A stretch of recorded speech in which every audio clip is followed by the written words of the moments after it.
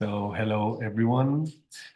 We're super happy and excited to be here with you all. Thank you for connecting, and thank you so much, Filipa, for joining us. Hola a todas, a todos. Bienvenidas a esta sesión de presentación del festival y del workshop Tentacular. Voy a hacer una pequeña introducción en español y luego pasaremos al inglés. Os presento a Serena D'Ambrosio y Martín Tironi, que son parte del Núcleo FER, que ahora nos contarán un poco más sobre su plataforma. Yo soy Gabriel Alonso y estoy con Yuri Tuma, parte del Instituto de Estudios Postnaturales, y estamos encantados de recibir a Filipa Ramos en una sesión que introduce como un kick-off el taller que haremos en la ciudad de Santiago de Chile en un par de semanas.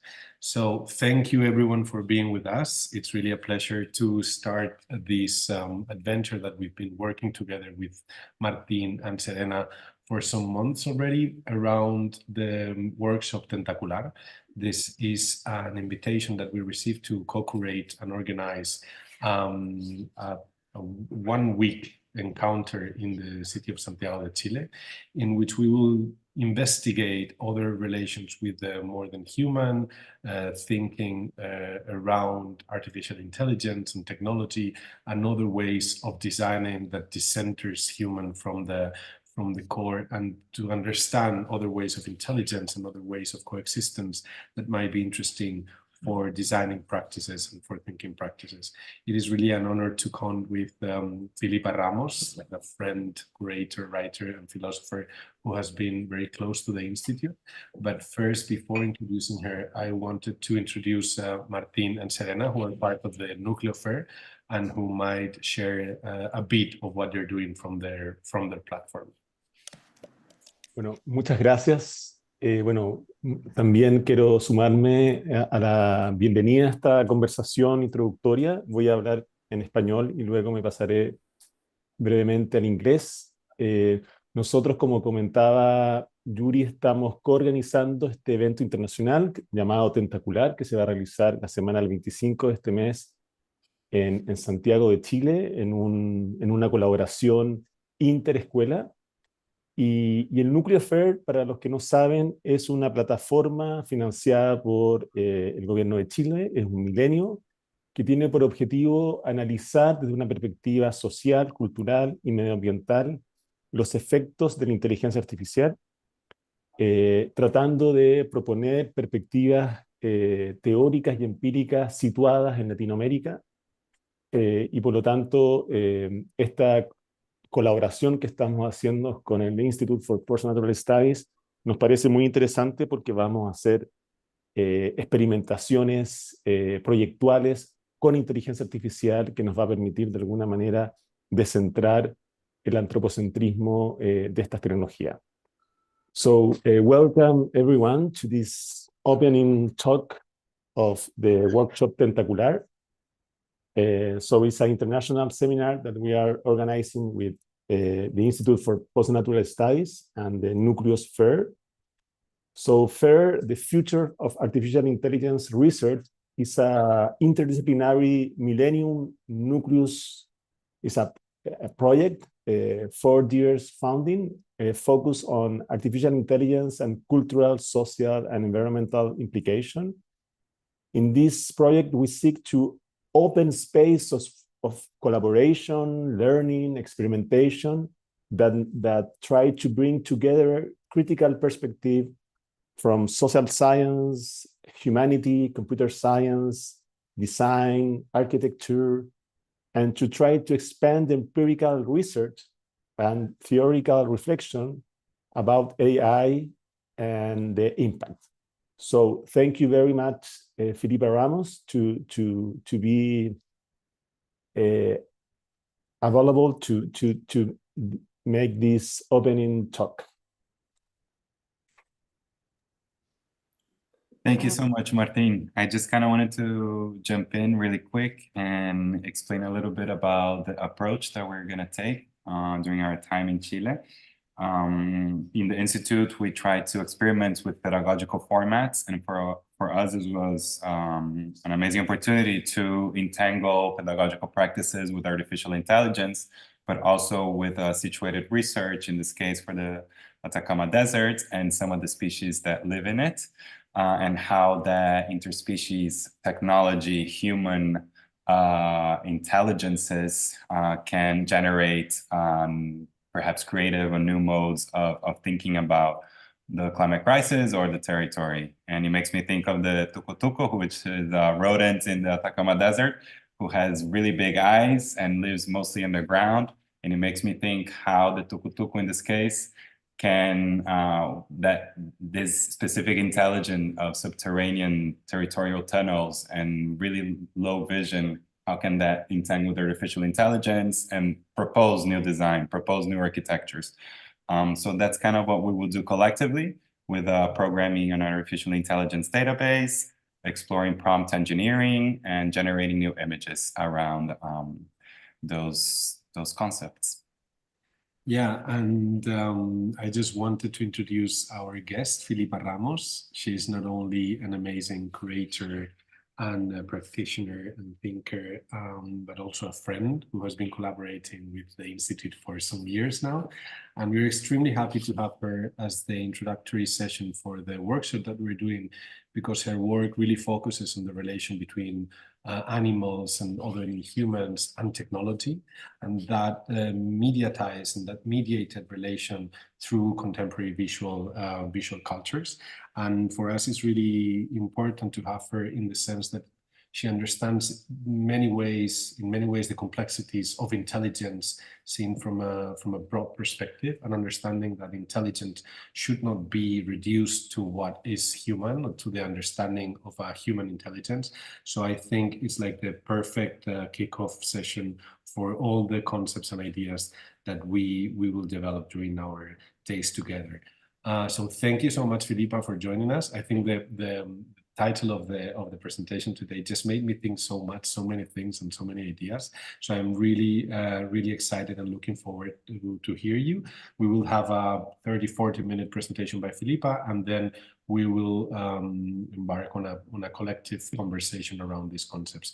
Please also join us in the chat. You can ask your questions, and we will try to answer them after this. So welcome, Filipa. Thank you for joining us, and enjoy all. Bueno, digo un par de palabras de salutación en español y luego cambio al inglés. Creo que como estamos difundiendo esto en YouTube y en modo internacional, hay gente que igual no habla español. O mi español también es bastante limitado, por eso estoy más confortable hablando en inglés. Pero quería agradecer por la confianza, por la invitación.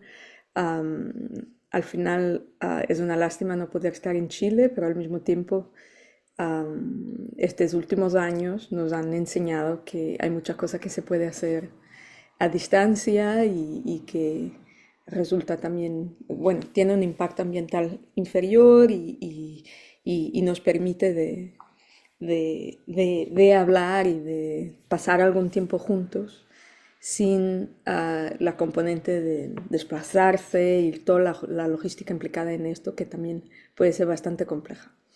Y por eso nada, estoy muy contenta. Como ha dicho Gabriel,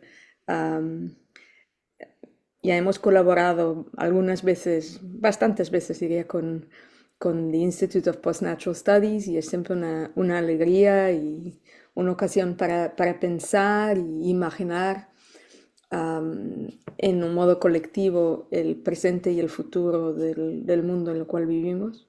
Y por eso, bueno, sí, muy contenta. Y ahora paso al inglés. Hablas perfecto, Filipa, español. Bueno, gracias, pero Martín. I'll switch to English now, and so what I want to share here with everyone, and even with myself, because it's a theme that I've been thinking about and about which I have many questions, connects both a wider interest in understanding the ways in which technology can help us to relate to the modern human world, and questioning also the ways in which many of this, many technological advances have been used in what I consider a profoundly anthropocentric or even biased way, and to imagine how can art and an artistic mindset use or embrace different forms of technology. And of course, when we say technology, we can mean so many things, because writing is a technology, storytelling is a technology, opening a shell with a stone is a technology. So one, technology is clearly not something strictly human and strictly contemporary or modern. But two, it also doesn't only relate to the use of very sophisticated, complex machines and complex systems of learning and of expressing oneself that rely on the collaboration between human and machine intelligence. No, but in this case, what I'm really asking about and referring to is concerns systems of documenting, video and audio recording, and systems of using language. Depending on how we understand language, I would say that language is not only a speech act, but is actually the capacity to articulate thoughts, and in that sense is certainly not something that is in the monopoly of humans. But how can certain complex systems of recording, capturing, and eventually translating and potentially interpreting language, and of bridging non-human and human language, how they've been doing this, how this has been done, and what possibilities and what limits are there for the current uses. And in order to do so, I will start by an introduction that maps only 2 case studies, very, very briefly, of how in not so recent, meaning the early 1980s, and more recently, there have been attempts to exactly use devices and machines to try to decode non-human language. And then I will share some I will tell the story of a project I've been recently involved in, and the questions that surrounded us and that continue to haunt us. And when I say us, is both the artists I work with and myself, in understanding the possibilities of capturing, rendering, sharing non-human language and sounds and expressive modes. I'm going to share a presentation here, and I think you can see my screen, right? I start with something that made me laugh quite so much when I saw it for the first time. It's a little cartoon from the New Yorker magazine, in which you have these 2 whales and this little boat with a recording, no, with a microphone or something, and it touches upon a question that I actually was asked when I was proposing this project that I've been involved in, and that makes use and documents a wide spectrum of non-human sounds.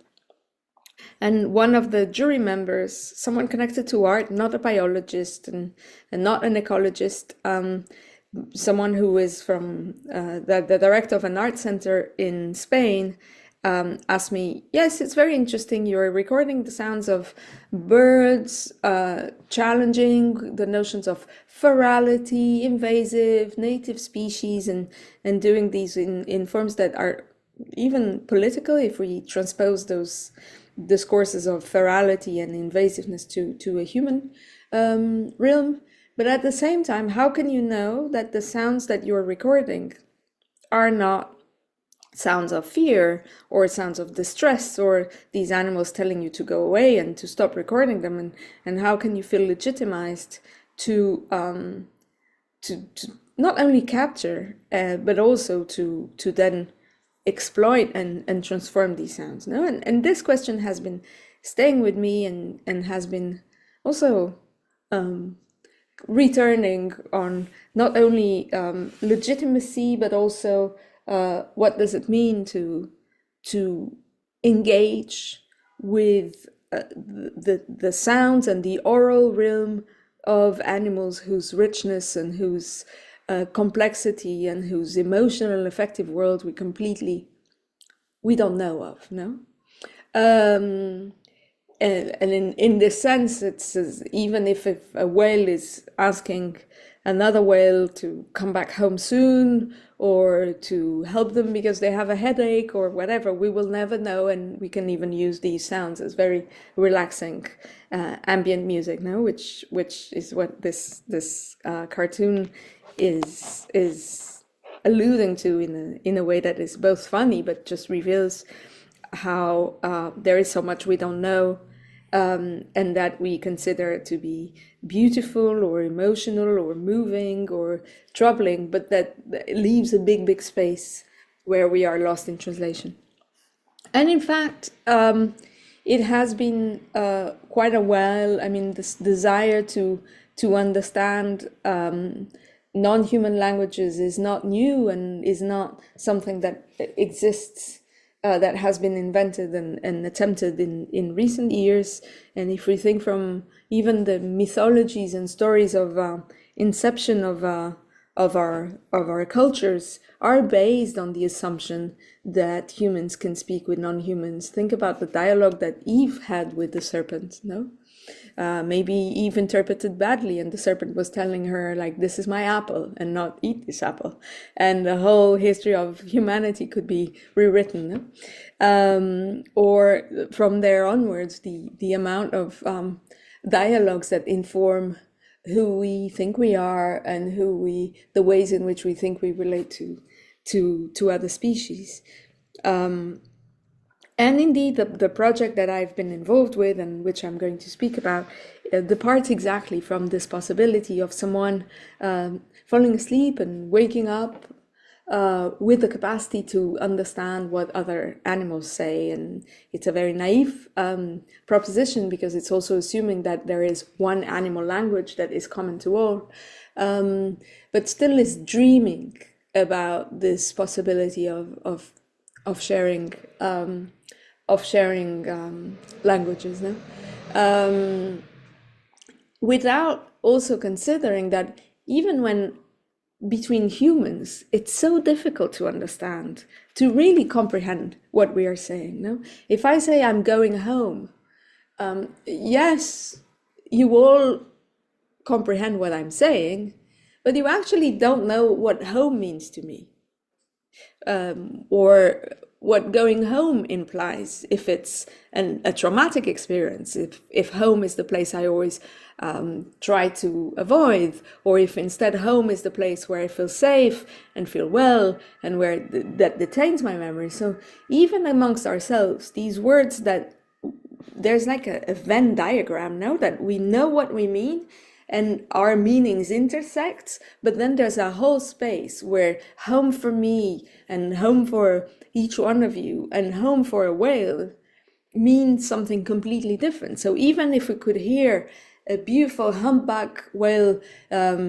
singing, no, and saying I'm going home, and we could understand this whale is saying I'm going home, what is home in whale language is something that will probably always go beyond our understanding and beyond our conception. And this, when I say this, I don't think it's a limit. I think it's actually a wonderful sense of abyss. No, it's like you look at something and it's so vast and so strange and so different that actually, for me, is an argument even more for the need to respect, preserve, and remain caring for a world beyond the human, because it's so rich, so outlandish, so alien and strange that we should leave it as it is, because we will probably never understand it, and therefore this mystery is of a profound beauty.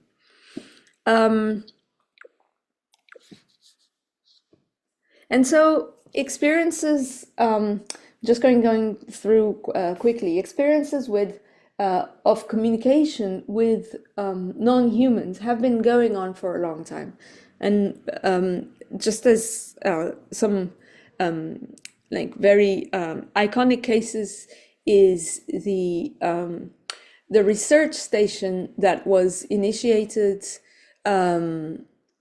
in, let's say, from the 1970s onwards. There was John Lilly involved with all its problematic aspects.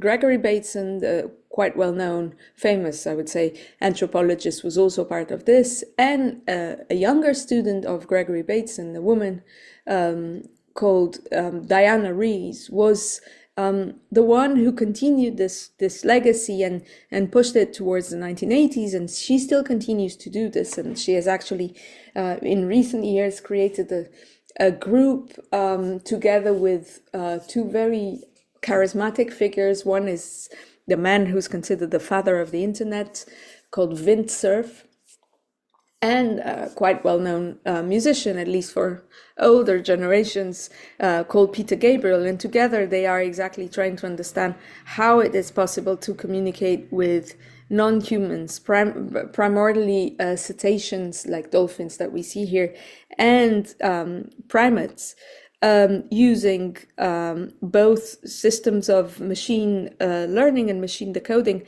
and music. Peter Gabriel being a musician. And what we see here is the evolution of the studies that Diana Rees did on the possibility to identify the recognition of a sense of self in dolphins, with this very famous mirror test that it was coined by biologist Frans de Waal for primates, and since after has been tested on several species, from birds to dolphins, as we see here, and even to small fish, always with positive results, let's say. I'm quite careful in relation to these terminologies, in the sense that all these different animals, but they have to be visual animals, no? Recognize that themselves, prove that they can see themselves, that they have a sense of self. And there is a connection, scientists believe, between this sense of self and complex uses of language. So Diana Rees here was exactly very early on doing these mirror tests with dolphins that then evolved to early attempts to communicate, to decode, and to understand how it would be possible to create a common place of communication between humans and dolphins. And of course, we need to take into account that these experiments, I'm going to show you a very short video of an experiment that was done in 1982, but these experiments were very often made in labs. And we can't expect an experiment that is made in an environment that is so adapted to the human research necessities and to a human scale, human temporality, human fundings, and so on and so forth, to provide results that would likewise be visible in the wild. Because maybe a dolphin who has been highly humanized through years of exposure, or even a whole life of exposure to human contact, and who is bored, who doesn't have a lot of distractions, and who has been trained to be interactive with humans, will probably respond in a way that a dolphin in the wild will not. So it's also extremely necessary to take into account matters that involve words that generally scientists are not very interested in, or find complex, or find them anthropomorphic, such as those of desire, no, and of having a need to and a wish to reach out to our human species and to say something, and even more to ask for something, because these experiments were actually based on rewards, and therefore they are trainings in inviting dolphins to be to ask, no, to make requests to human, which already implies a certain position that one requests and the other gives, no, and the other who gives has somehow an agency to determine the conditions in which this experiment is made, and therefore also the questions that are being asked here are determining the answers, no. I'm going to play it. The sound is a bit low, but I hope it's still hearable. And here it goes. Francisco State professor is trying to communicate with Filipa? these aqua animals Yeah. with a keyboard of symbols that a dolphin can push to get what it wants. They circle, Filipa, can you hear us? No se oye. We cannot, and we we cannot see even a see it. mouth here, Can you stop sharing and and it's a maybe fish for that one. hold it down? So you don't hear it?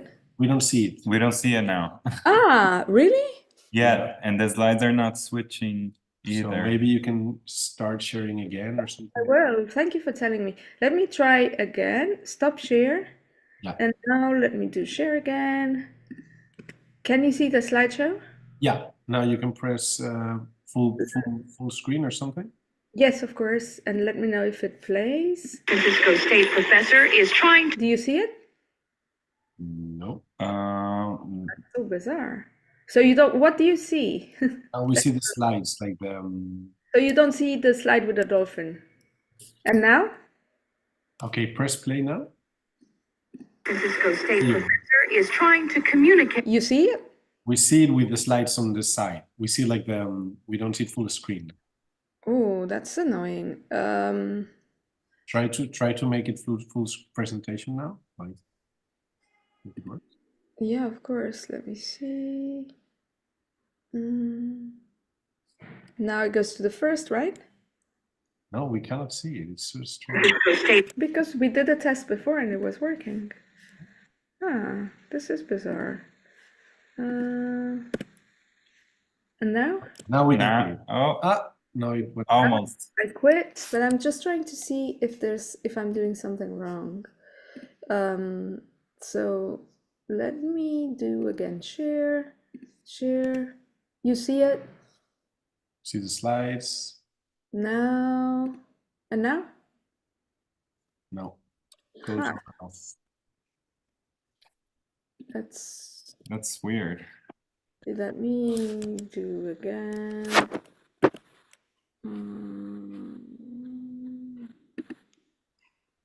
How bizarre. Talking about technology and then the ghost in the machine. Rip. You know what I'm going to do? I'm going to quit PowerPoint and I'm going to open it again to see. No, it's not this. Definition. Let me see again. Filipa Ramos, beep. Here we are.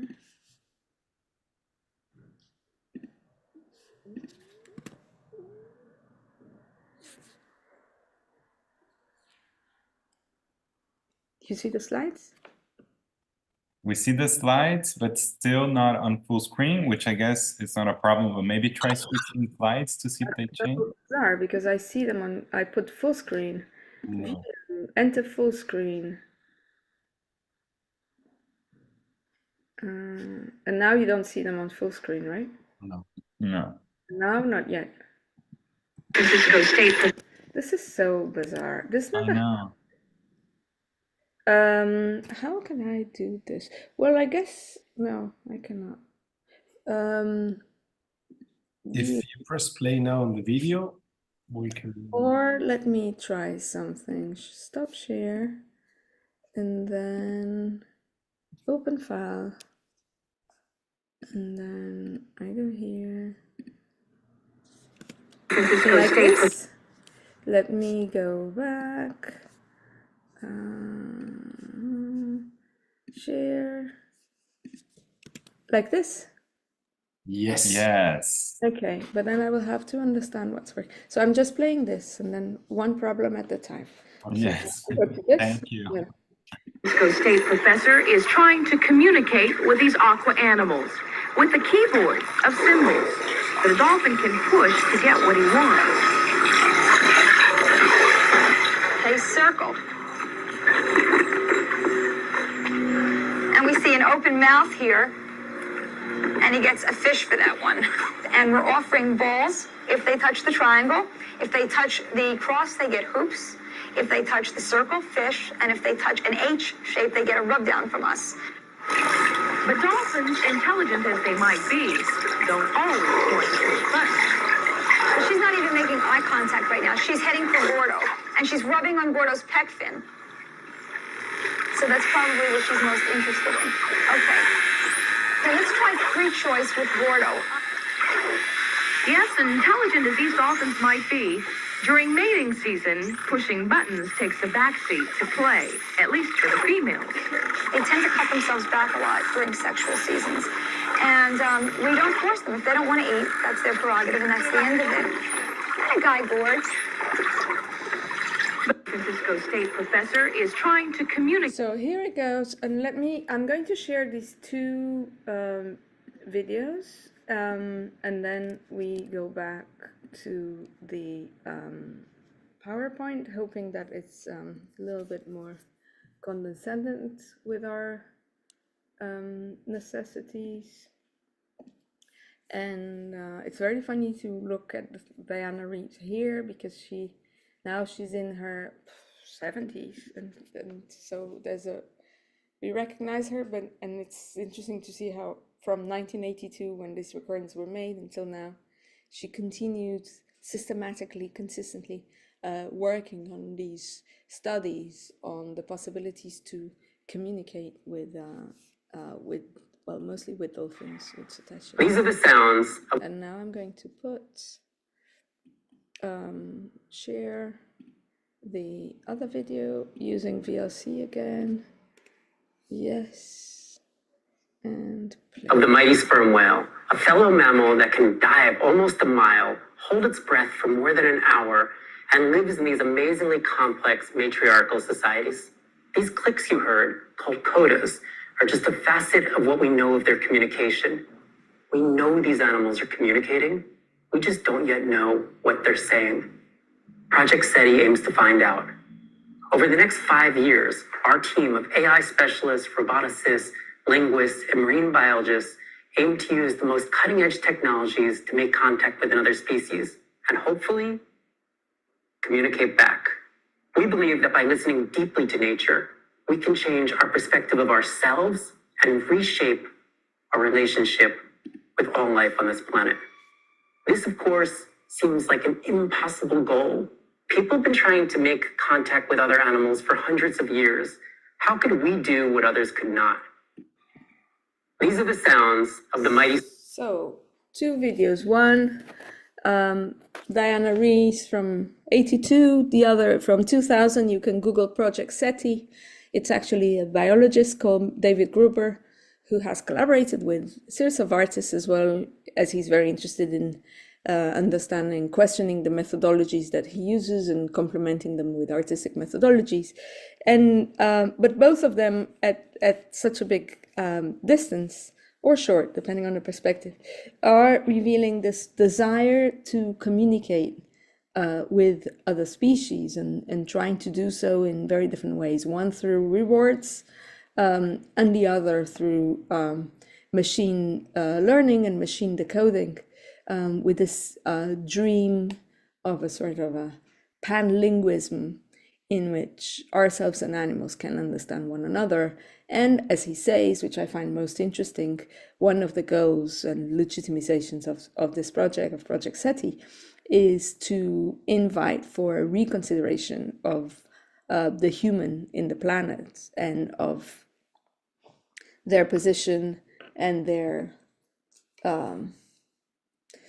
let's say their position in the planet, their relation to others, and sort of revision of the way in which the Western modernity became so dominant in creating a narrative of superiority and of distinction of the human in relation to all other animals.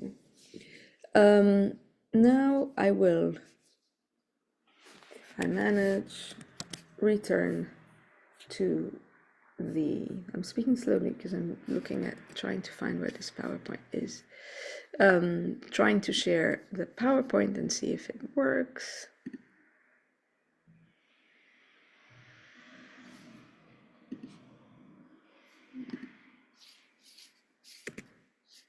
You see the PowerPoint, right? Yes. But not, and like this? No, the full screen mode doesn't work. How bizarre. Is there another way to access the full screen mode? Let me try again, share, because before it was working or not. Yeah. And if I do this and do this, does it work? Now we see a black screen.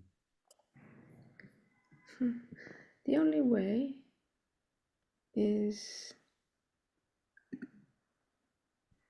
like this? No.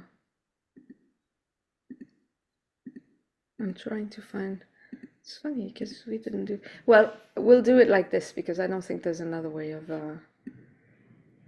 wait a second.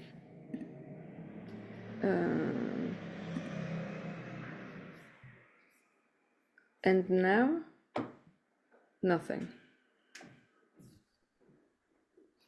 Nothing, right? No. No.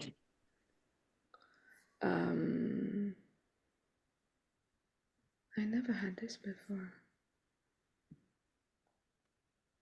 Desktop 1, no. So I'm trying one last time and then, what if I do this? Okay, let me just do something.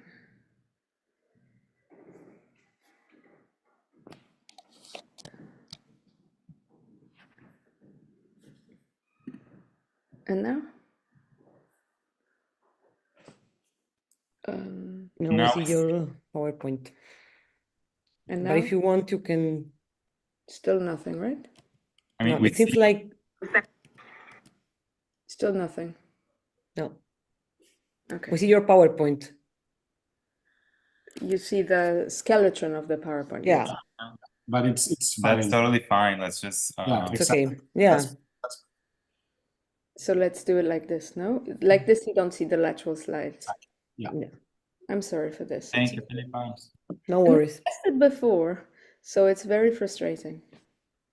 And so trying to understand what kind of dialogue could these kind of a very tech optimist and very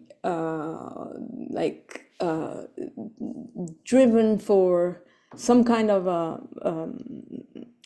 really believe in this pan animalist forms of communication, and how art could disturb these beliefs, but also contribute to it and just complexify things a little bit more, also by merging imaginaries that come from the past and from the future.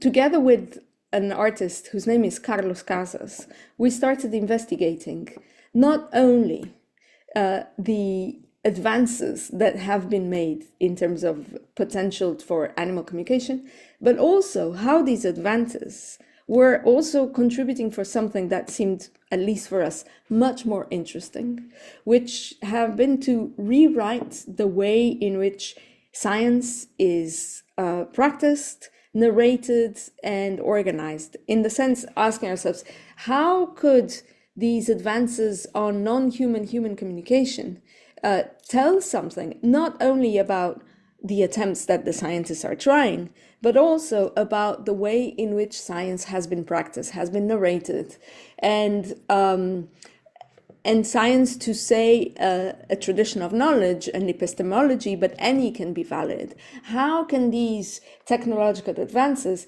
actually deconstruct the questions that we ask ourselves and we ask other animals and we ask machines to decipher, and show that very often our biases, the questions we asked, are embedded in logics of dynamics of power, of gender, of race, that need to be deconstructed before we are even capable of imagining the possibility of understanding others. No? So how can we deconstruct the structures of society that lead to so much inequality in terms of human relationships, in order for them eventually be able to recognize other beings as such that we are at the same level and we can indeed imagine a possible way of having a conversation. Someone who has been a big inspiration is a biologist who actually works on the ground, in the field, and not in a lab as we saw as Diana Rees, and she's called Sonja Kleindorfer. And Sonja Kleindorfer has been really interesting in the way that she's been processing her research, because it has led her not only to find that, for instance, the offspring of certain birds tend to incorporate melodies that come from both parents, but in ways that enhance the difference of the parents as individuals more than what they are taught to them, and how she has actually been imagining forms of communication between geese that break the stereotypes that exist in relation to what certain birds are intelligent or are not, or how they organize themselves in groups. But also, this research has led her to question the way she learned science and the way that it was so biased and relied on cliches about what female and male patterns in her specific case are expected to do and do according to a certain observation. So it's as if she's like looking at something with glasses that are tainted with a certain ideology, and then was capable of taking off these glasses and see things differently. No? And this seemed very interesting in relation to the possibilities that technology have, not only to allow systems of translation and rendering, but also to allow for an internal questioning of science. And here is a fragment of an interview that she gave quite recently, in which she's describing her learning and her attitudes to learning and how they changed. And so at a certain point she says that early in her education as an undergrad at the University of Pennsylvania, she was taught that male songbirds sing and females don't. And if females do sing, it's an error, which I think is a really interesting account that can be also translated for so much of our human relationships. No, like when a male can express themselves in a certain way, and if a woman does in the same way, it's an error. That means it needs to be treated, healed, suppressed, and so on and so forth. And if we are thinking about male-female distinctions in a very conventional manner, we can actually break these terminologies and apply them to different forms of being and existing. No? And so continues and say, the attitude at the time was that females are drab, unconspicuous, and quiet. And a few years after earning her PhD in zoology, Kleindorfer took a job as a research biology in Australia, where songbird species had originally evolved. No? And it's interesting how she says, imagine my surprise that I heard all these females singing songs as complex as male songs. No? And therefore this surprise and this deconstruction of gender expectations and gender cliches allows her not only to pursue her studies in a different way, but also to question the way in which science is practiced. And now I can't change my slides. There's really a ghost in the machine today that is, oh, yes, here it is. And continuing, her team started comparing also calls, different begging calls, calls that ask for something in the same way that the dolphins were trained to ask for something, how different birds were learning that they needed to make a specific sound to ask for something. No? And what's interesting is how she realized that the learning process is not only biological, in the sense that birds could learn a literal mother tongue while they're still being incubated, no, and they're still in their egg, in the same way as it's proved that French and German babies have different ways of crying. But even baby birds who were not from their, let's say, natural mother, no, or natural offspring, learned different calls according to their foster parents, according to the parents they were close to, no, and therefore what matters here is not so much the natural foster relationship, but it's the fact that learning becomes a feature, becomes clearly a feature that is not only human, but is also animal too, and bird too, no. And this possibility, again, not only how she's studying these songbirds and song calls and mimic and repetition and instinct and all these different jargons that are very much favored by science, but also how, again, this is helping her to challenge and review an idea that is of a terminology that for so long is so much connected to an anthropocentric view, which is that of evolution and learning and lifetime evolution, because in fact it has been proved, and she's very much involved in this, that birds, like humans, are capable of learning all their lives. It's not as if they have something imprinted when they're small, but they actually continue learning throughout their lives.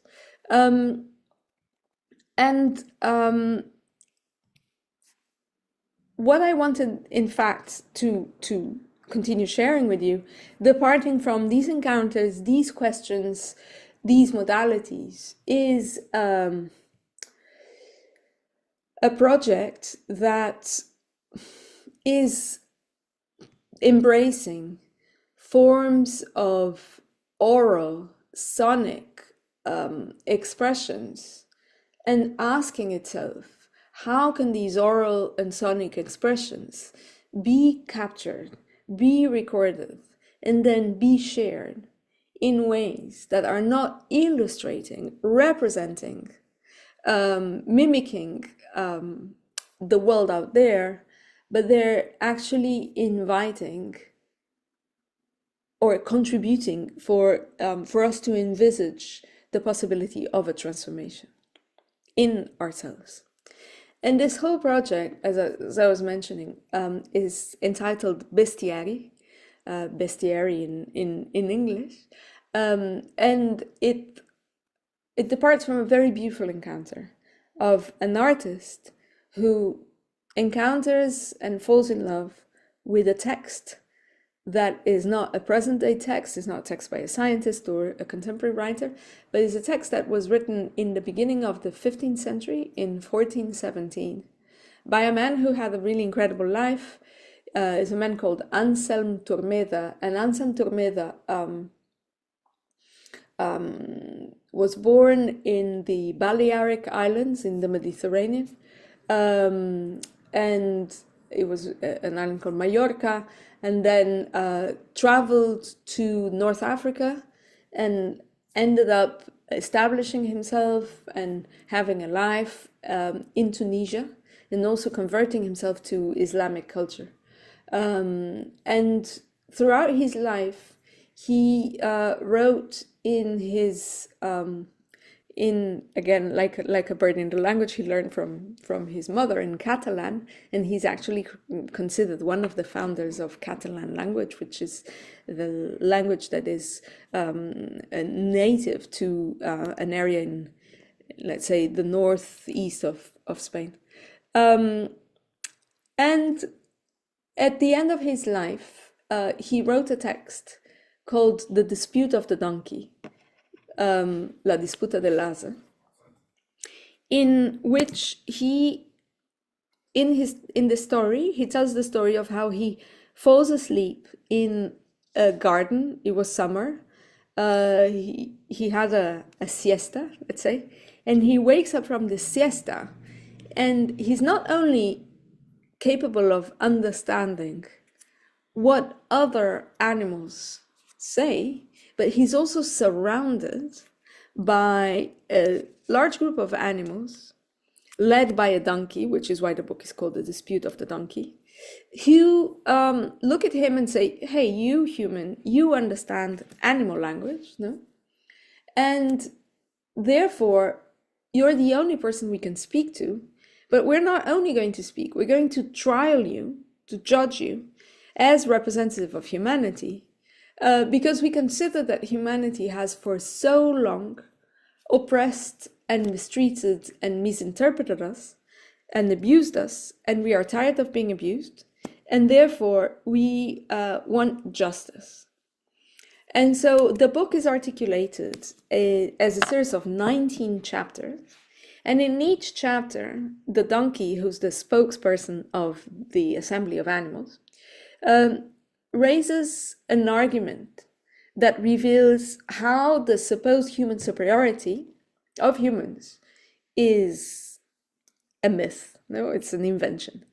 And these arguments, especially if we consider them that they were written in the early 15th century, way before the traditions of naturalism and of the systematic observation of nature that led to the rise of relationship between science and art and Illuminism, let's say, in Western Europe, but also following traditions in which different animal species would speak to one another that precedes the construction of white Western modernity. This man, Anselm Turmeda, who writes a book, reveals a unique attention to the animal world. So, for instance, there's one chapter which is about architecture, and it's about the ways in which bees and wasps construct their nests, and how bee and wasp architecture is so more sophisticated and complex than any human architecture, because the way in which beehives are made and wasps build these nests made of this substance that almost seems like paper are incomparably sophisticated and grandiose when looking at human dwellings. No? Another chapter is about the care for the other and the care for family. And the donkey gives the example of ants and how ants have a social organization and a system of collective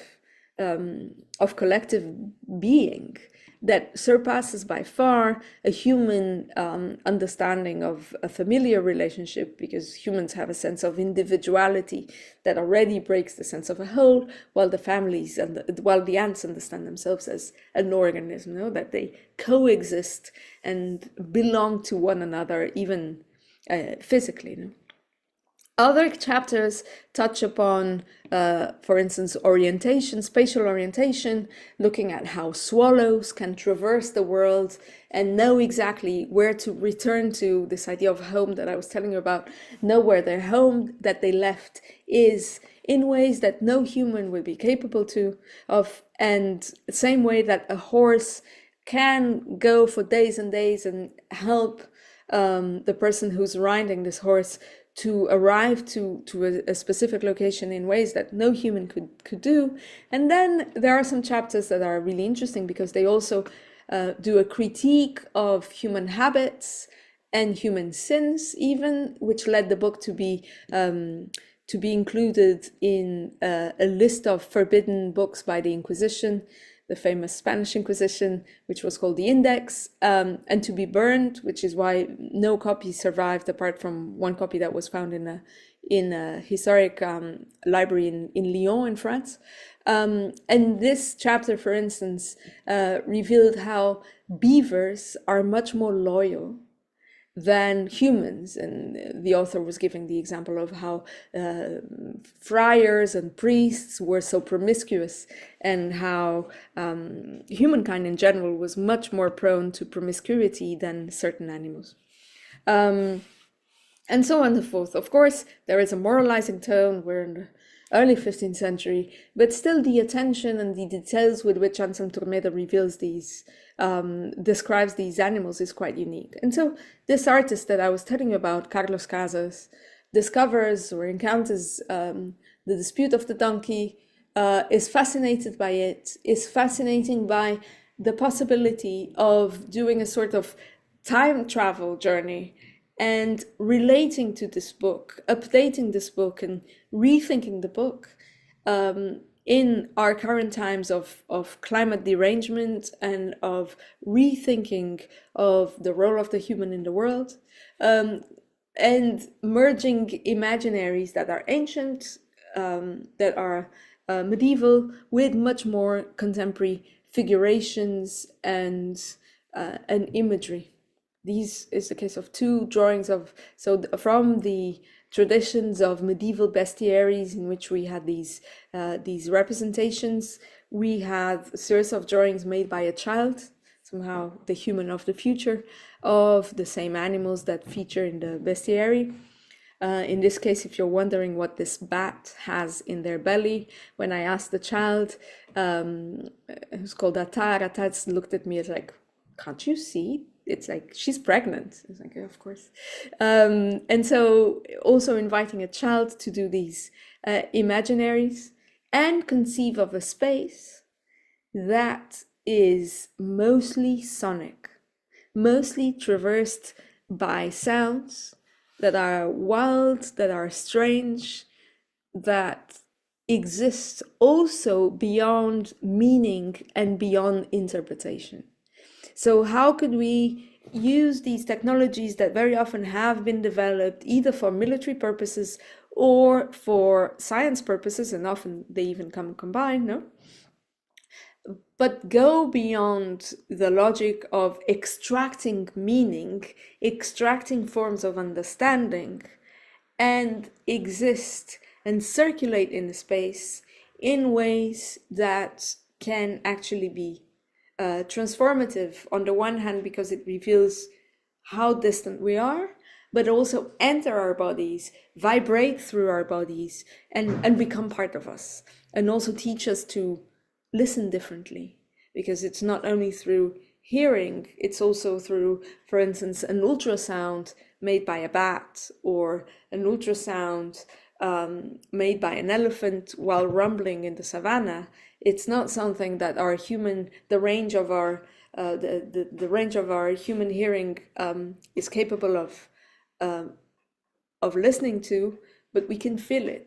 Our stomach vibrates, or we touch a speaker and we feel that there's a very strong vibration happening there, and the whole building vibrates. So it's almost to also understanding how matters, living and non-living, can be activated, can be traversed, can be occupied both permanently and temporarily by these sounds. And now, so what we set to do was to collaborate with a man called Chris Watson, who's a field recordist, a very charismatic field recordist, and because he's been doing this work for decades and decades, and has a background in music. So it's interesting. It's someone who comes from a background of music in the 1960s, 70s. Chris Watson used to be part of a group called Cabaret Voltaire, and then gradually became more and more interested in sound. And his argument when comparing sound with video or with television, he tends to say, well, like he was actually comparing radio and television and say, well, in my time, we used to say that radio is better than television because the images are better, no?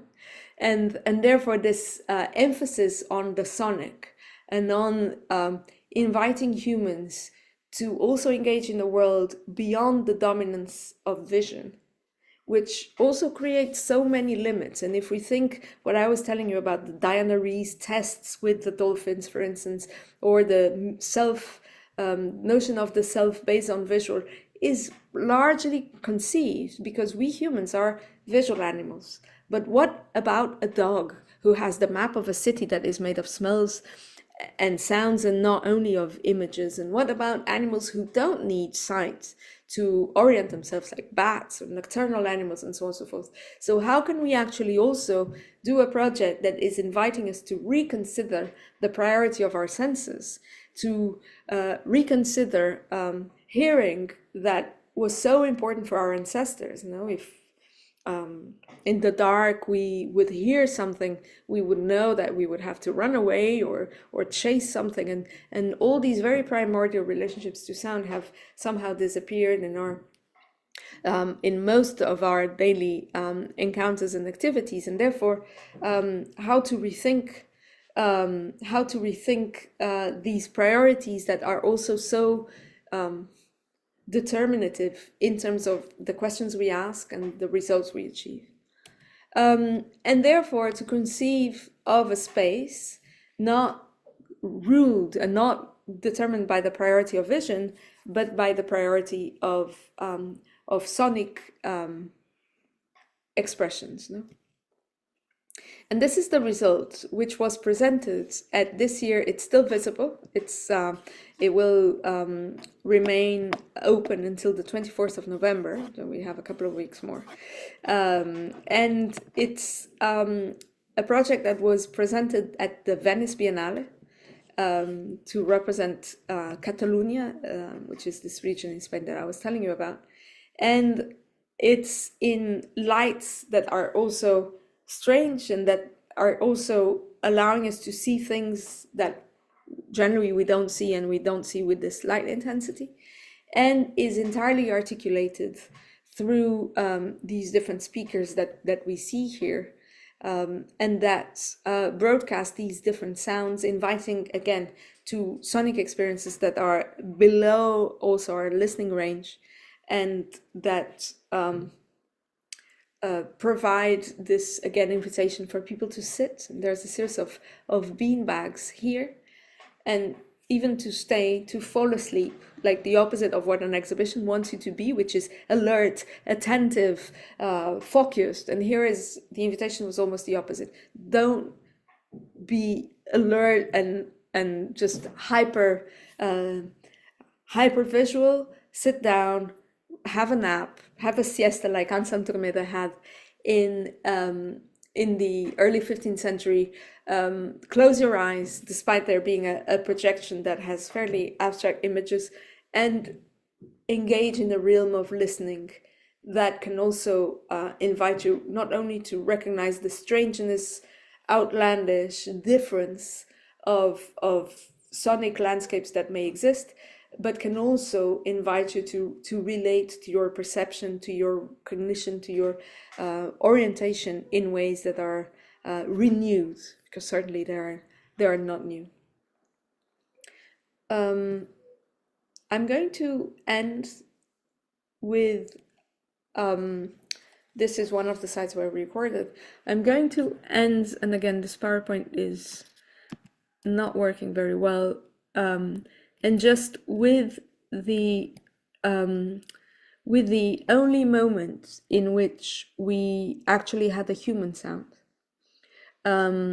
And this moment was a form of, again, reconnecting human and non-human sounds, and through technologies of night recording, because the whole environment had this projection that you saw, and in this projection we were attempting to imagine what it is to relate to the world like other animals do. In this case is a red-colored parakeet, but not only to see, but also how these sight is also connected to movement and to a body. It's not only to imagine how a parrot sees, but how a parrot would move, what it means to have a certain body, and agility that allows you to circulate in certain ways. So these images were also a little bit disorienting and a little bit outlandish, because it was the closest we can get now to imagining what it is to be another body, and also revealing the impossibility of such imagination, because we will never be able to do so. No, so it's at the same time an invitation and the acknowledgement of a very big limit. And but I don't know if it's possible to, I will try to play this, and if it doesn't, I will go back to VLC and play it from there. And so there was a moment where we thought it would be interesting to reconnect, let's say, these wild, outlandish sounds, these strange images, this hypnagogic environment, this reflection on sleep as an alternative proposal to the traditions of reason and science in connection to extracting knowledge, learning, teaching, translating, no, just all very efficient. And like establish a buffer zone, a zone of encounter between human voice, non-human presences, and a voice that is not necessarily saying something, teaching something, speaking as a performative act, no, using language as a speech act, as I was mentioning. And in order to do so, we approached a young singer who also comes from this region of Catalonia. She's based in Barcelona. She's called Marina Herlop. And Marina has not only been composing in ways that go beyond a very traditional musical scale and using her voice in ways that are extremely powerful and almost post-human. And we asked Marina if she could make sounds that could give the human voice to this bestiary, because at the same time as doing so, we cannot also establish a fantasy of a world without humans, upon which we're still very privileged voyeurs, but we see in nature untouched, no, because this doesn't exist anymore, and it's the opposite of what we need to come to terms with, no. And this is the moment that Marina Herlop's voice appeared in a sort of offcuts of the recordings that we made, in which different animals just traverse the camera for a short moment. Now, Yuri Gabriel, I just need you to tell me. Now, you know what? I'm going to stop sharing and I'm going to do it from VLC, because we can see it in full screen, and I think it's more interesting to do it this way. Let me just open the file while I speak to you.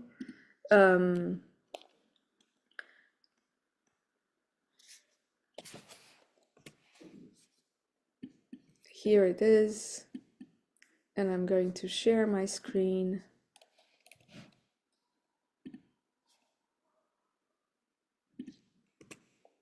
You can see my full screen?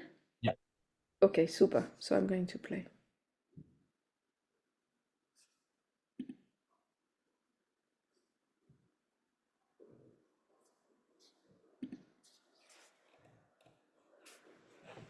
We lost it.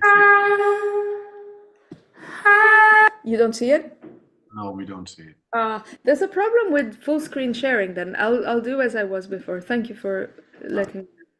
And now? No, nothing. There's really a problem with let's try again. Share VLC. So I got it, and then when I did full screen, it disappeared again. It's funny. Open recent. Let me go again. How annoying. You see it? Yes. I'm going to leave it like this.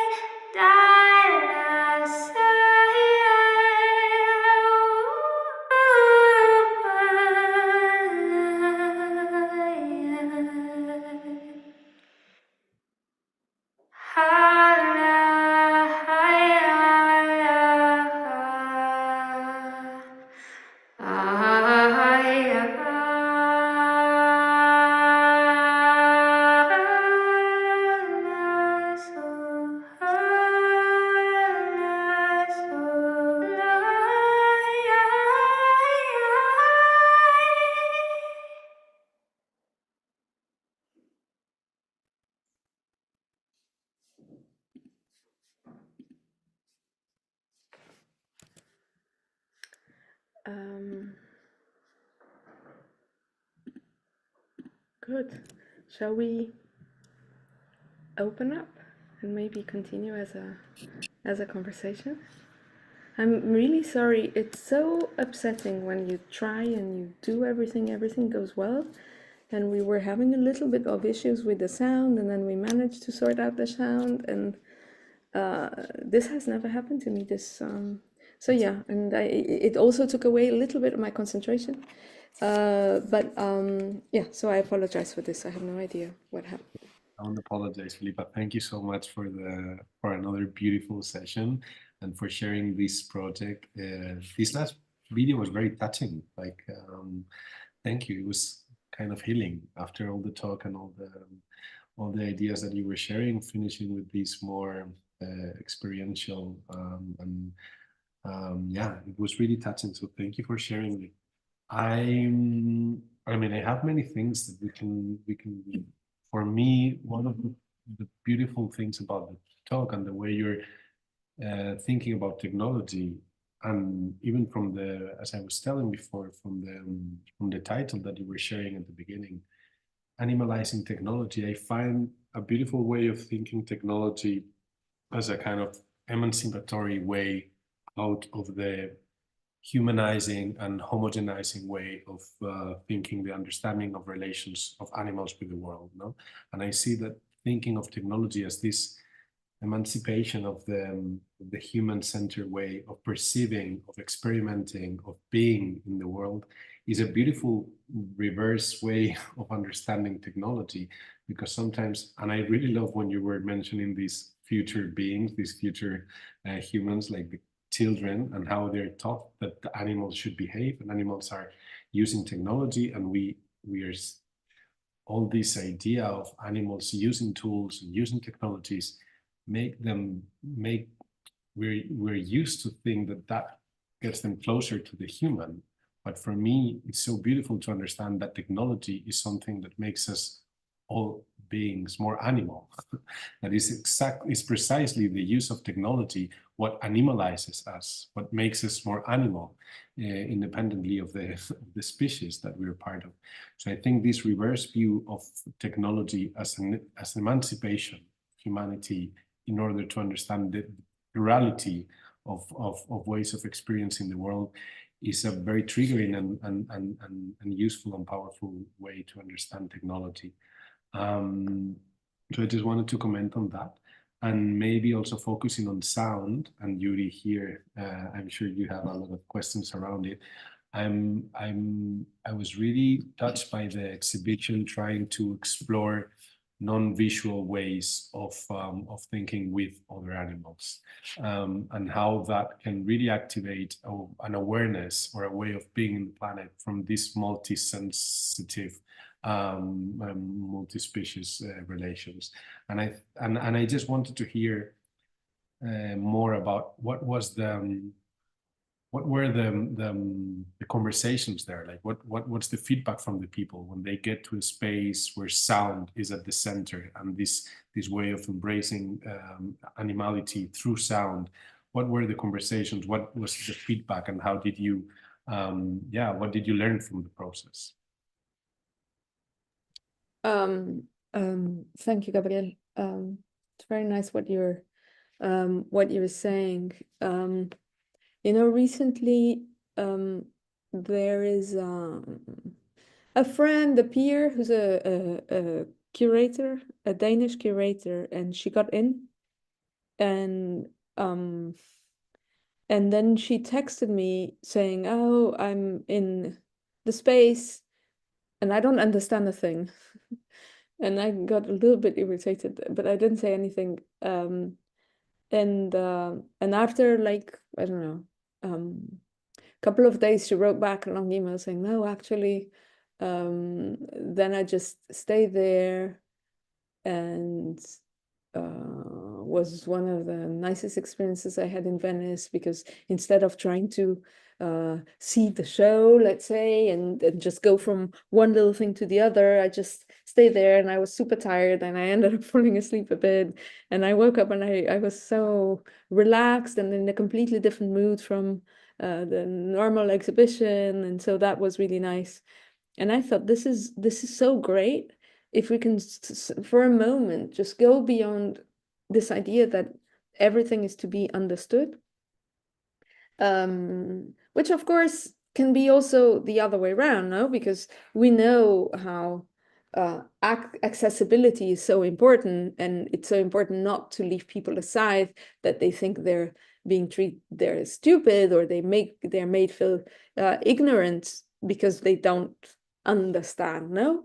But because it's a project that is not based on theoretical explanations and on very dense philosophical content, but is actually extremely sensorial, the possibility of you suspending an analytic drive and just going through something that is not only an experience, you know, and it's so difficult that nowadays there are so many cities that have this kind of DALI and 3D immersive whatever.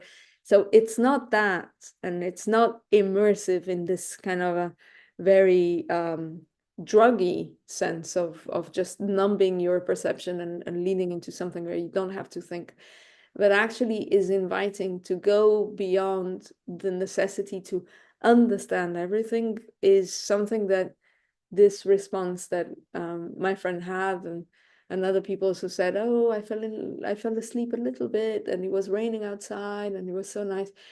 And somehow this possibility of just engaging in the show in a different way, through sleep, through being relaxed, or feeling well and comfortable, but without it trying to represent any kind of a cliched safe space or trying to trigger any kind of a mind-altering experience, but it's something that is done through sound. For me, has been one of the most rewarding possibilities. And I actually think it's also the distance, that it's not like being side stream versus mainstream, you know, the fact that it's in a place where people have time, which is valid for Venice, that is not in the central pavilion or in the Giardini, but is valid also in terms of geographies, that doing something in side stream, it's also important because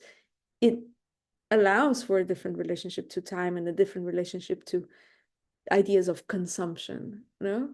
And just this relation that people expressed to a different way of understanding what an exhibition can be or it can even do, and the physical distance, for me, have been really rewarding, and it's something that was not planned in a way.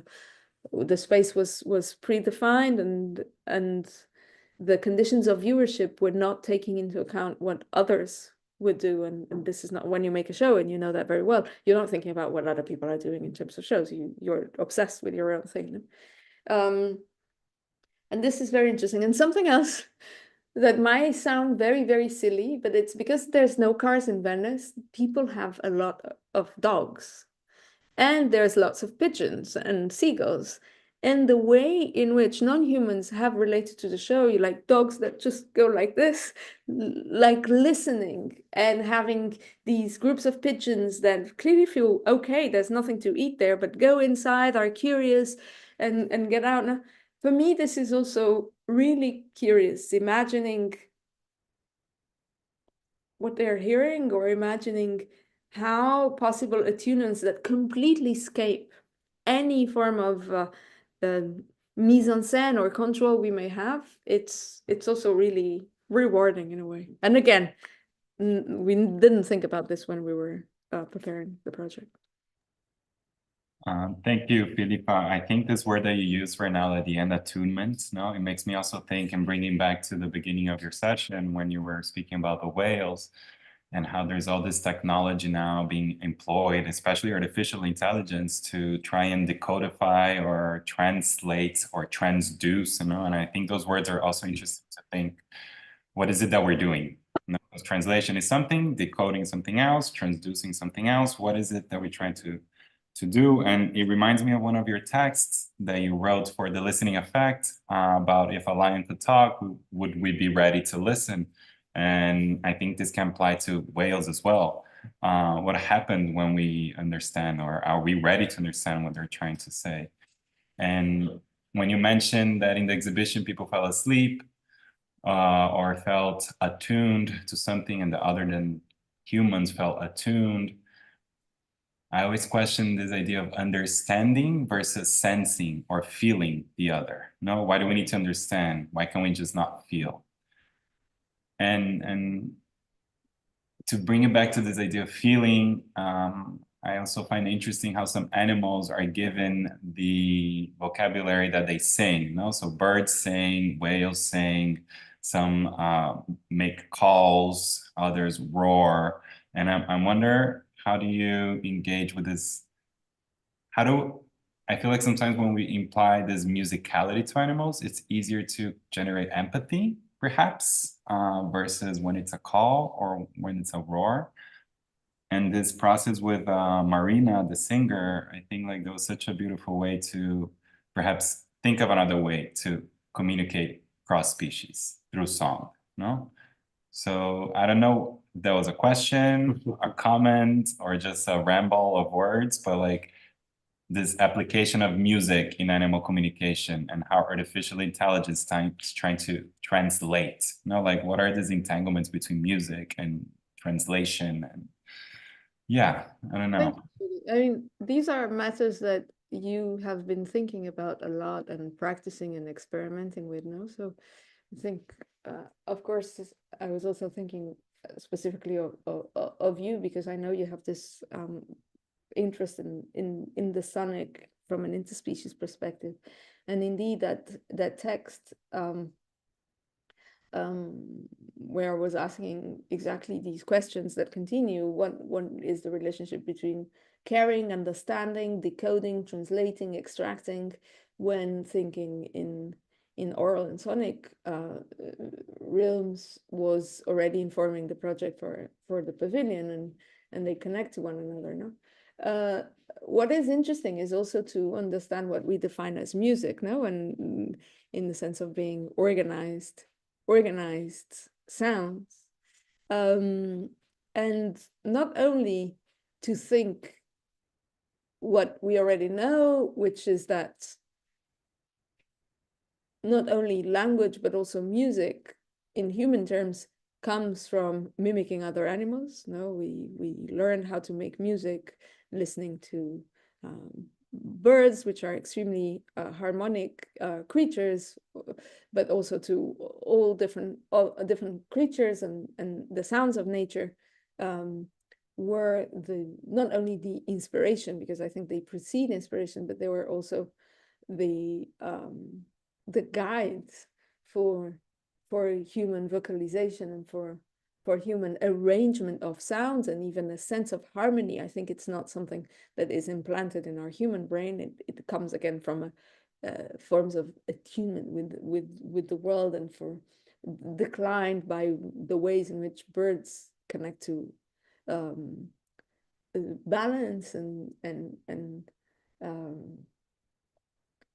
and forms of composition that provide pleasure. No, I think at the end the relationship to harmony is closely related to forms of to experiences that are pleasurable, but also think in relation to the music to come, the music that we can invent, and how this possibility of projecting the musical beyond what originated and beyond what we have can exist also in a post-human transspecies mode, in which possibilities of listening, of recording, of transforming, of manipulating different sounds in alliance between different creatures and the different possibilities of that machines offer, can also create something else. So also thinking that music is not something static, it's not something we imported, transformed, and perfectioned, which I say very carefully, from the relationship to other species, but it's something that is in constant evolution, transformation, and invention. So it's also interesting to think that the music to come is profoundly transspecies and post-human, no? Yeah, just to kind of circle that, and I'll leave the space. But I also been thinking a lot about the golden disc that has been sent to space, and how that also adds another layer of interspecies, and how these whale songs might be heard by other ways of understanding information, if you want to call it information. But yeah, just imagine that whale song in space and just floating around. But yeah, thank you so much. Thank you. Thank you so much, Filipa. I really, I really love your presentation, and also this kind of way to think about technology as a sort of language, but also language as a sort of technology. So I think it's very useful in this moment for us to think, for example, about artificial intelligence as a sort of a language model, language technology in this kind of different way. And I have maybe a couple of questions, like one curiosity, that is if maybe in this experiment you made, you have some kind of feedback, or you maybe experiment to with animals, just letting them hearing, for example, these kind of songs made by Marina, if you have like having some kind of feedback from them.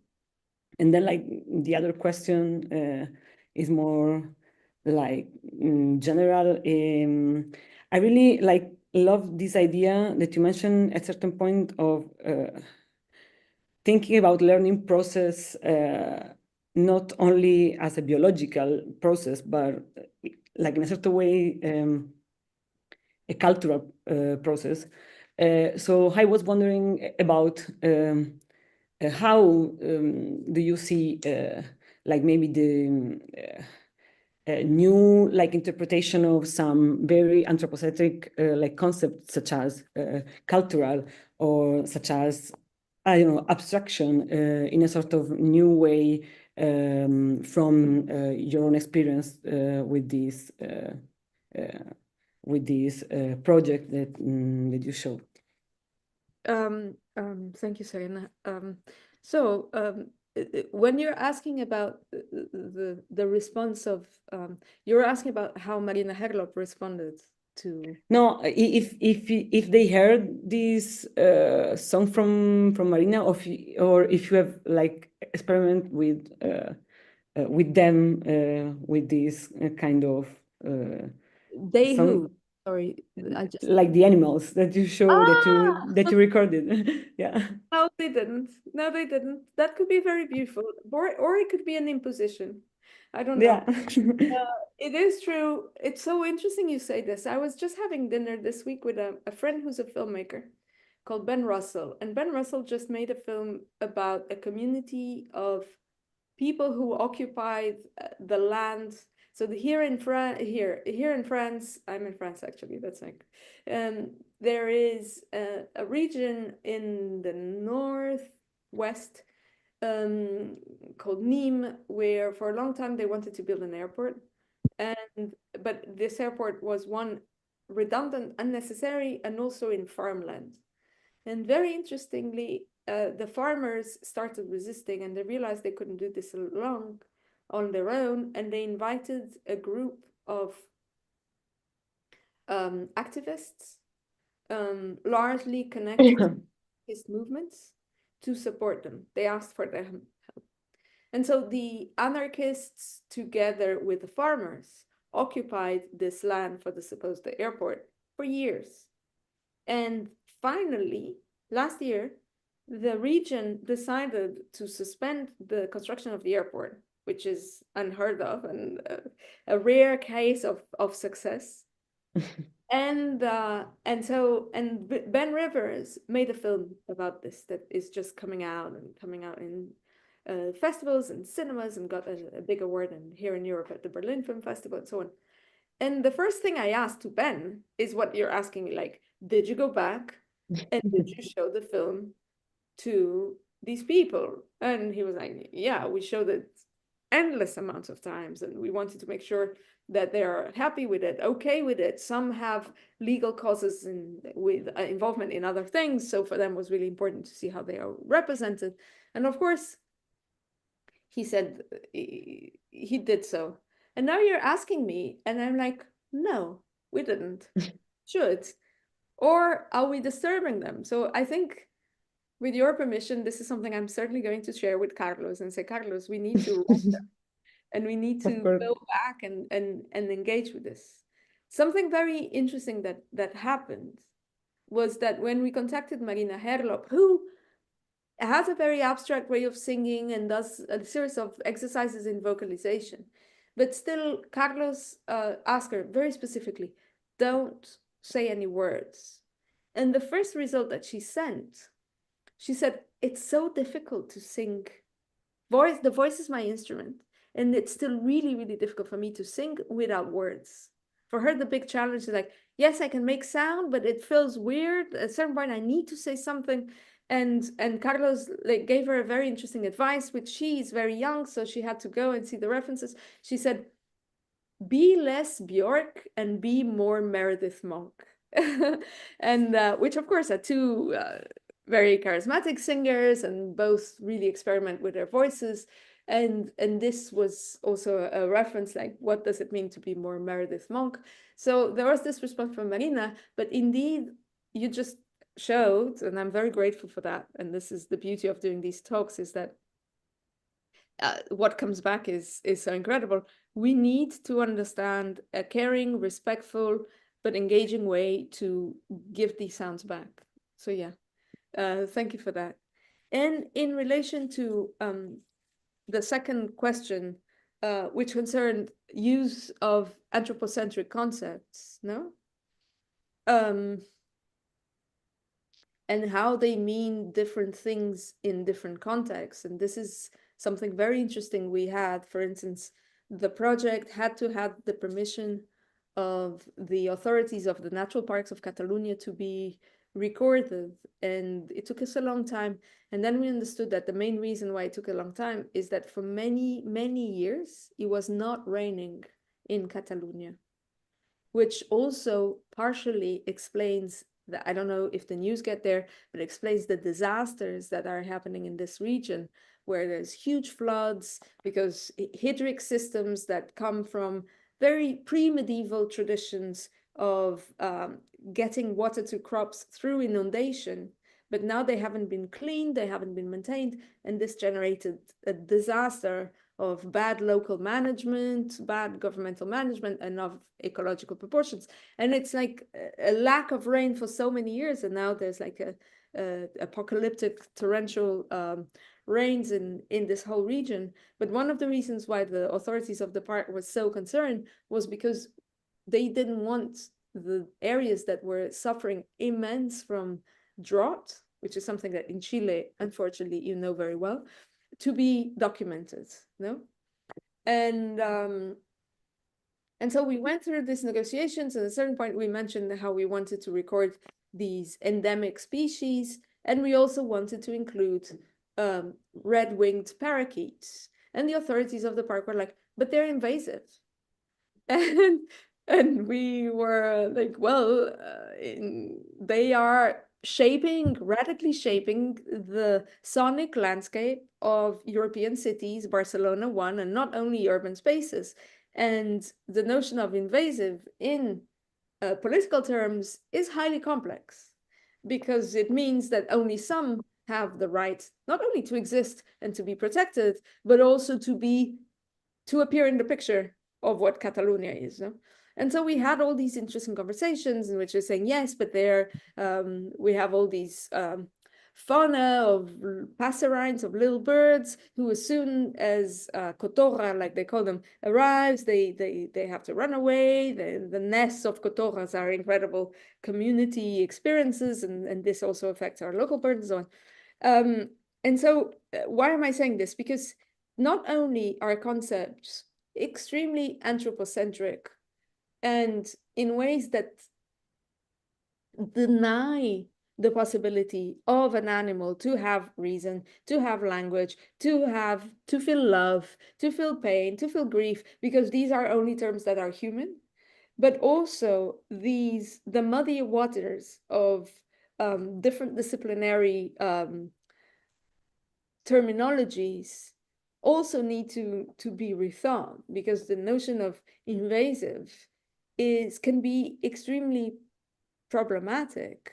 And so it's where anthropocentrism and this fear of projecting onto others human features meets politics with the legitimacy to classify animals according to how we think they exist, without considering that these parrots didn't come from their own agency from the Americas to Europe. They were actually introduced, no?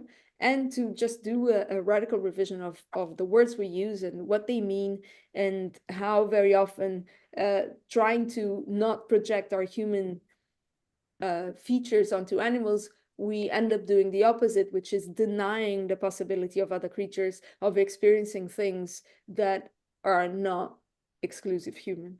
Thank you so much, Filipa.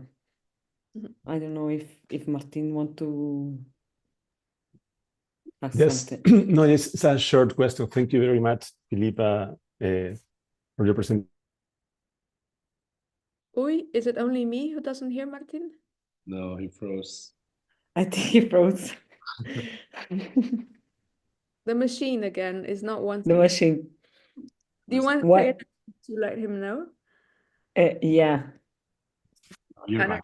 Martin, you're back. Oh, Oh, Martin, we couldn't hear you. Sorry. okay. Sorry. Now it's okay? Yes. Yeah. Yeah. So thank you very much, Filipa, for your presentation. I just a short, specific question. I really like your experiment with animals, and I was wondering if you can tell something about the role of failure in this process, because we have this will to try to understand and to create relationship with other than human, but we have this tendency to impose our own criteria of understanding or communication. So I was thinking about the role of the misunderstanding, of the failure, because I think that sometimes this incommensurability of things can bring new way to becoming with. So I don't know if in your process of experimenting with, there is something that you can say about the role of failure, of the, I don't know, misunderstanding, or yeah. I mean, I think that's very important. And as I mentioned, one of the things that put us a little bit in crisis and for which we don't have an answer was this question of this curator who said, what if you're recording sounds that are very harmonious for us, and they're actually calls for help or calls for you to go away, and you will never know, no? And so, and of course, if such is the case, which we will never know, it just puts our whole aim in a bit of a crisis, no? And I think that the whole project is doomed to fail, in the sense the whole project can only be sustainable if there is no concrete promise of delivering an experience of mind-body transformation, because that is impossible. And when I'm saying this, I mean, of course, there's this, in critical animal studies, there's this very famous text by this neuroscientist, and the text is called, What is it like? He's called Thomas Nagel, and the text is called, What is it like to be a bat? And as a neuroscientist, he's not interested in bats at all. He's interested in the limits of understanding and what he's interested in different things that I find very interesting. He's interested in what we know, in what we know that we know, what we know that we don't know, but also in what we don't know that we don't know. No, and I think that this, he doesn't say this, no, it's me interpreting Thomas Nagel, but this part, the not knowing what we're not knowing, has to be the starting point for this project. Yeah, the not knowledge. Yeah, exactly. The not knowledge, yeah. Because we cannot, the promise of immersiveness that is so dangerous, no? Because like, oh, you can use these and suddenly you will know what it means to fly in the forests of Catalonia like a little bird, or we're not promising anything like that. And we know we're going to fail in any form of rendering. But there is a very genuine impulse, desire, curiosity to imagine the possibilities of art providing a methodology or even research questions to consider, respect, and acknowledge the life otherwise, no? In its failure, in its impossibility, in its huge limits, that we will not achieve that. We will not even attempt to achieve that. What we do is something that stays in a zone where what you experience is profound, potentially transformative, but also it's not going to be mind-blowing as a kind of Disneyland experience, you know. And it's very interesting, your question, because in a very bizarre way, it takes me to something that it would take up to 3 hours to unpack, and we don't go there, but I'm just putting it here because for me has been a text that has been making me think about a lot. It is a text that Naomi Klein recently published about the way in which the State of Israel is using immersive installations to recreate the traumatic experiences of the October events in order for people, visitors, use VR glasses or go through tunnels and experience what happened then, but in such a way that is not resolutive. It's not a trauma that wants to be healed, but it's to open the trauma and to stay with the anger and the trauma now. And for me, it's like, wow, art is providing the tools for a political potentials of political manifestations. And I will leave it here, and who wants reads the text, which in my opinion is extremely lucid and also touches upon the realm of art in such a ways that also invites us to question our own responsibilities.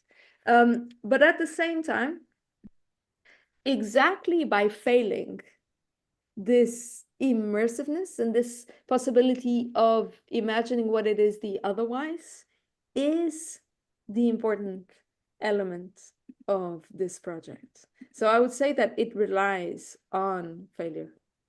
I just put the link to the text here in case you want it. Yeah, I think it's very interesting what you were saying, because it's a way of knowledge that takes very seriously the fragility of the otherness, of the alterity.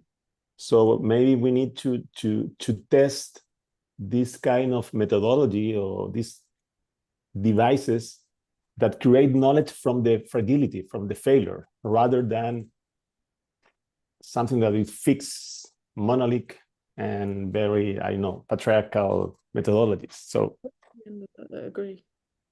And I really like this idea.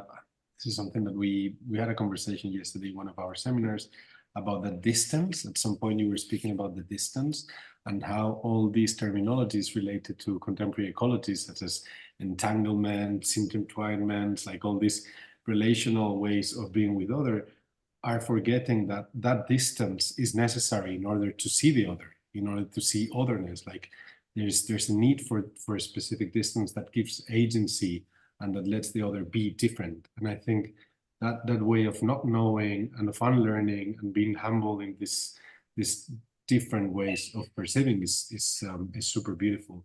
We have a question from the chat that maybe we can read before we say goodbye. Yeah, there's one very, I guess, specific question about the name of the biologist that collaborated with the artist. Like you mentioned, a biologist in the beginning of the conversation that tends to collaborate with artists. I believe it was from the video that you showed. Oh, Diana Rees. Yes, yes, yes, yes. I'll write this down.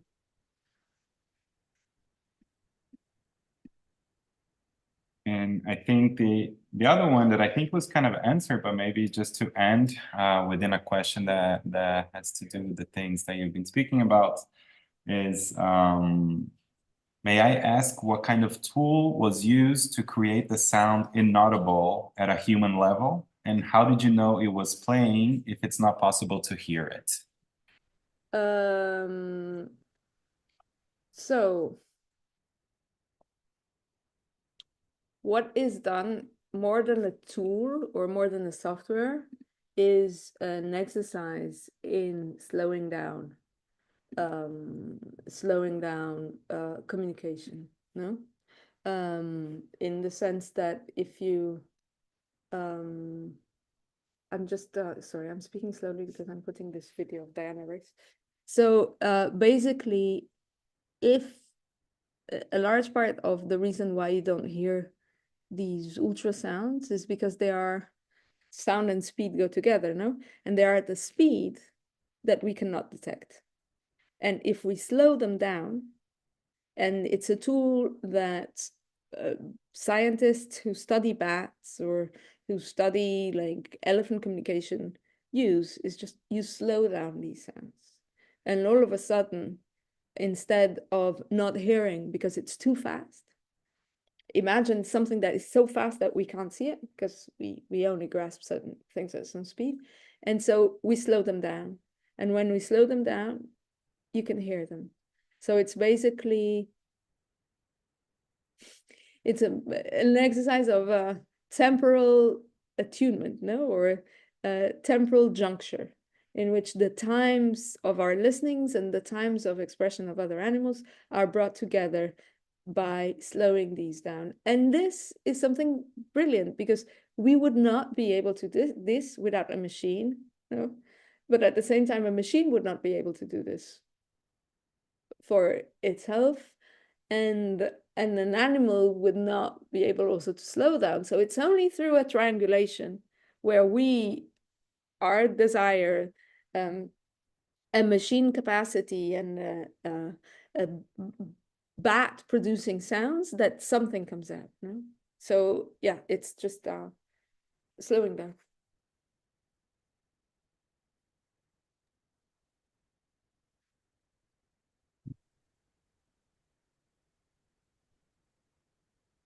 I don't know if there's, we're also approaching 5 o'clock in continental Europe, and Yeah, maybe we can be closing the session. Well, thank you so much, Filipa, for another amazing talk. We're super honored to have you, and thank you everyone for joining. There are people now like starting to ask questions in the chat. I don't see the chat again. My Zoom Oh, today. this is from the YouTube. Okay.